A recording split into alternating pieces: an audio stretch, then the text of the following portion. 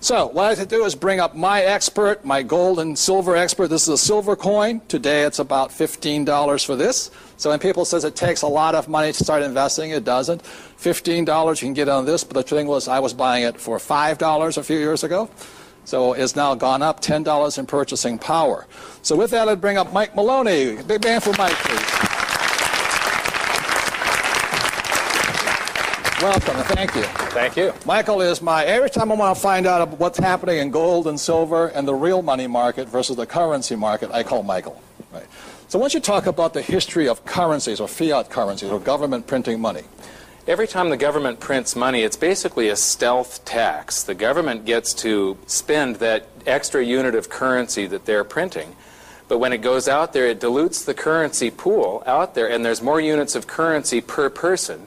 And this has gone on throughout history, hasn't it? It's gone on throughout history, but it exploded after 1971. But please, the Romans did it too. Yes. And the reason it took slower was that when the Romans actually passed out real coins, the reason there's grooves on it is the people being smart, they used to file the coin down. So that's why today there's grooves on these coins to prevent people from filing the money. So, and the Romans got pretty smart, so they started printing, fake money.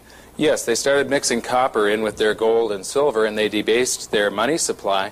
Eventually, they had minted so many coins that their system broke back down to the barter system. They couldn't pay their armies. It was one of the reasons that the Roman Empire collapsed, the reason Rome fell. And this has gone on throughout history, and now today the world is floating on currency, not money. Not money. Anything else you want to say about the history of currencies or advice you have for people? Well, there's been many, many, many fiat currencies in the past, and there isn't one that has survived. So far, they have a 100% failure rate.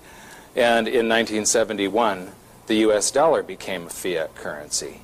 And as the government just keeps on printing more and more and more currency, eventually people seek other assets, such as gold or silver. Or real estate or oil. Yes, wheat, iron. There's lots of things that store value.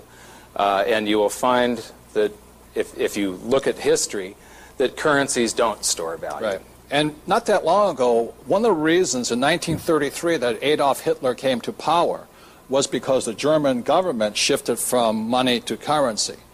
And it wiped out the middle class. That's why Donald Trump and I have written our book about why the middle class is in trouble in America. One of the main problems is also lack of financial education, but because we have a fiat currency.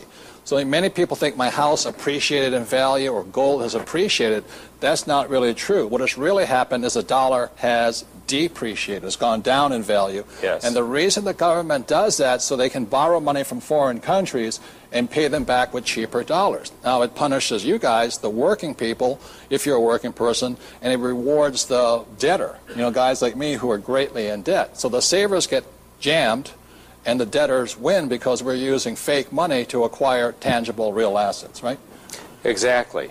So in 1933, a man named Adolf Hitler was elected to power simply because the German Weimar government had taken their money and turned it into a currency. And so it got so expensive, the middle class had their savings wiped out. And the same thing has happened to my mom and dad. They couldn't save money simply because inflation, or actually devaluation of the dollar, is such a high rate of speed. So people who are savers are losers, and people like me who are debtors are winning. So it's because it's inflation, it's going into hyper devaluation of the dollar. Is that correct? Or hyperinflation, they call it? Yeah. During World War I, Germany went off of the gold standard at the outbreak of World War I.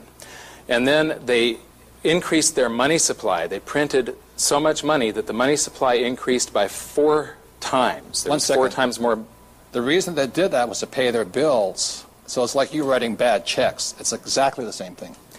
And then as soon as the war ended, the money supply, the money that people were saving during the war because of the anxiety that they have during this period of unrest, all of that money came out of hiding, and the price of gold is something that shows you what's happening with inflation. The price of gold went from 100 marks an ounce to about 900 marks an ounce.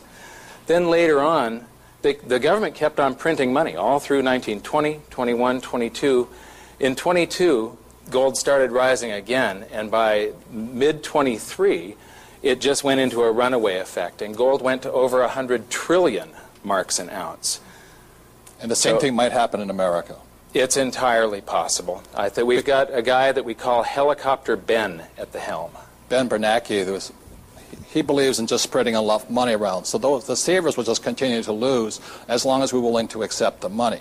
So that's one of the problems of saving money when it's not a money, it's really a currency. There's one more last thing. It's in 1933, not only did Adolf Hitler get elected, in 1933 they made holding gold illegal in America.